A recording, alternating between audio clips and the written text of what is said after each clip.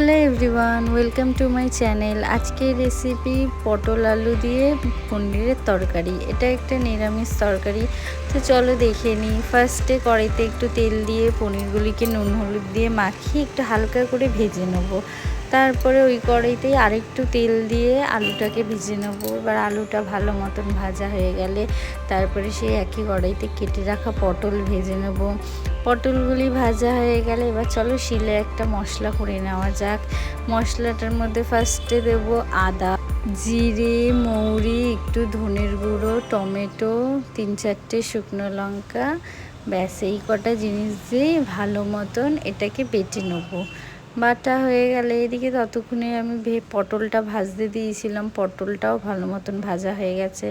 এবার পটলটাও তুলে নেব। তারপরে কড়াইতে একটু গোটা জিরে, তেজপাতা, গরম মশলা ফোড়ন দিয়ে বেটে রাখা মশলাটাকে দিয়ে দেবো।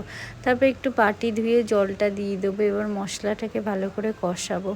এবার মশলাটা একটু হয়ে গেলে এর ভিতরে একটু নুন, হলুদ আর লঙ্কার গুঁড়ো দিয়ে মশলাটাকে ভালো মতন কষাতে থাকবো। মশলাটা ভালো মতন কষে গেলে তারপরে এর মধ্যে জল দিয়ে দেবো।